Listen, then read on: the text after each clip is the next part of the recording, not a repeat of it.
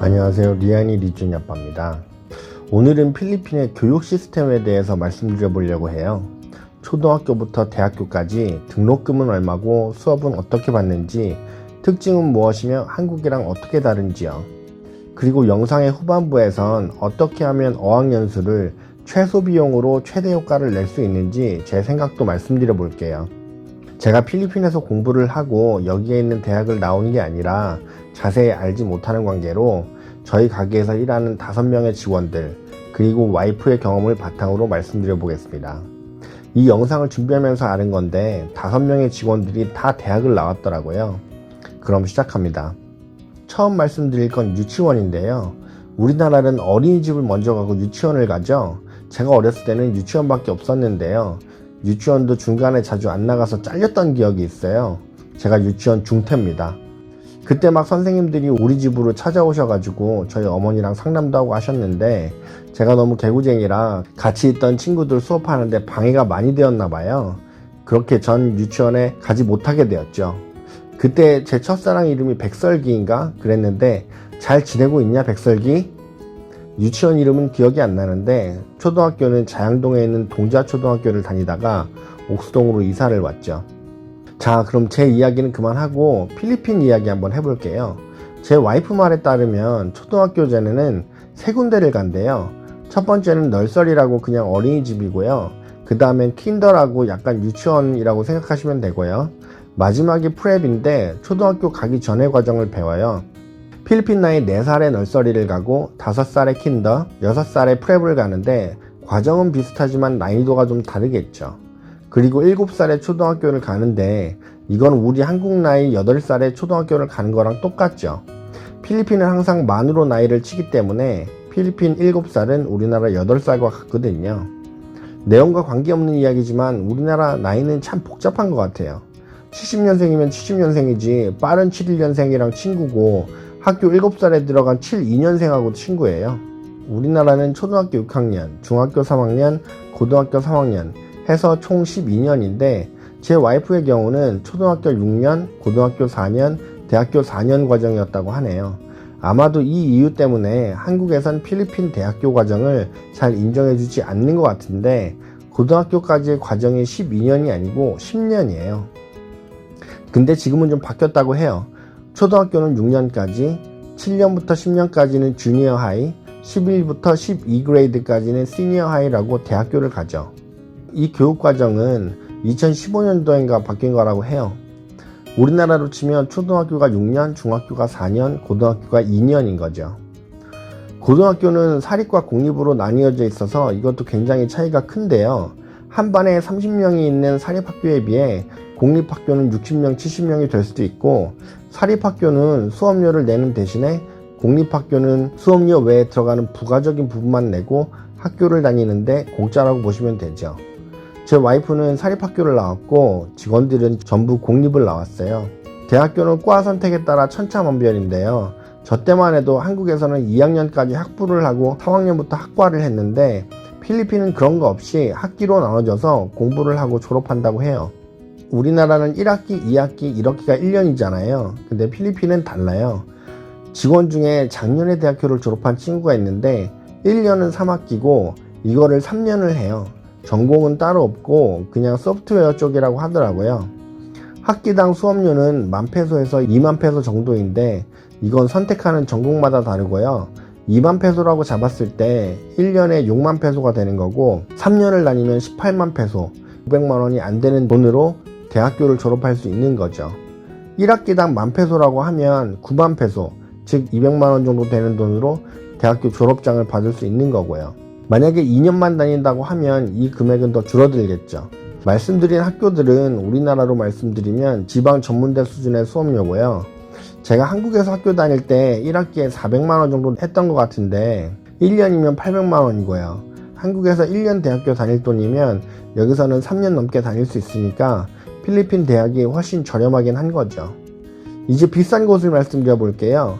필리핀에서 가장 유명한 대학교 4곳을 뽑으라고 하면 공립 1곳, 사립 3곳 이렇게 말씀드릴 수 있겠는데요. 공립인 UP 대학은 University of Philippines 의 약자고 1년의 수업료가 약 50,000페소예요. 공립이라 저렴한 편이죠. 나머지 사립 3곳은 많이들 아시는 라살이나 아테네오 그리고 유니버시티 오브 산토 토마스라고 해서 UST가 있는데요. 이곳들은 15만 페소에서 20만 페소 정도 한다고 합니다. 필리핀에서 제일 유명한 사립대학교라고 해도 한국의 전문대 정도밖에 안 되는 학비로 다닐 수가 있는 거죠. 이 밖에도 브렌트나 사우스빌 같은 학교도 있는데 이런 학교들도 평이 좋다고 들었어요. 한국의 대학교랑 필리핀의 대학교가 다른 점은 한국의 대학교는 보통 도서관이 있고 카페테리아도 있고 무슨 관 하며 건물들이 굉장히 많잖아요. 게다가 축구장과 운동장은 따로 있고요. 그리고 한국의 가장 큰 대학교의 특징은 거의 다가 산에 있다는 점이겠죠. 이건 또 주제와는 다른 얘기인데 한국의 대학교들은 왜 다 산에다 만드는 걸까요? 힘들게. 듣고 있나 한국의 대학교들? 근데 필리핀 대학교는 아니에요. UP나 아테네오, 라살 등의 크고 좋은 학교들을 제외하면 보통의 단과대학들은 건물 하나 딸랑 있는 게 대부분이죠. 캠퍼스라고 할 것이 사실 없는 거예요. 제 와이프가 다녔던 학교는 운동장도 있고 수영장도 있었다고 하는데 이건 대학마다 다른 것 같아요. 하지만 우리나라는 전문대라고 해도 운동장이 없는 학교는 없죠. 학교에 운동장이 없는 이유는 예전 스페인 식민지 때 필리핀 국민의 건강에 힘쓰지 않았던 영향이 크다고 해요. 명문 학교들은 우리나라처럼 수능 시험을 봐요. 아무래도 공립인 UP 대학에 가장 들어가기가 힘들죠. 아테네오나 라살도 마찬가지로 시험을 보고요. 제 직원들이 졸업한 학교들은 돈만 주면 들어갈 수 있다고 하네요. 자, 이제 필리핀의 초등학교 과정부터 대학의 과정까지 대충 알아본 것 같은데요. 이제 유학에 대해서 말씀드려 볼게요. 필리핀 유학 및 어학연수의 장점은 무엇인지요? 유학을 오는 이유가 무엇인지에 따라 다르지만 대부분 필리핀에 사시는 교민들은 아마 필리핀에서 12년 과정을 마친 후 한국의 대학에 특별전형으로 입학하기 위해서라고 생각을 해요. 저도 지금 하는 일이 계속 이 상태로 유지된다면 리안이 리준이 12년 과정 마치고 한국에 있는 대학교로 보내려고 생각 중이에요. 리준이 같은 경우에는 군대도 가야 되니까 한국 사회에 적응도 좀 필요할 것 같고요. 이 해외에서 12년 과정을 마치면 인서울대학교도 쉽게 들어갈 수 있다고 이야기 들어서요. 이런 장기 유학이 아니고 단기 유학은 흔히들 어학원을 통해 많이들 오시고 유명대학과 관계되어 있는 학교이거나 국제학교 등이겠죠. 수업료는 한국과 비슷하고 영어를 배울 수 있다는 장점 때문에 많이들 오세요. 한국에서 주로 유학 가는 곳은 호주, 뉴질랜드, 영국, 미국 등이 대표적이잖아요. 근데 이 영어권 나라들은 수업료도 엄청 비싸고 생활비도 많이 들기 때문에 필리핀으로 오시는 것 같은데 제가 20대 때는 영국 발음이 그렇게 멋지더라고요.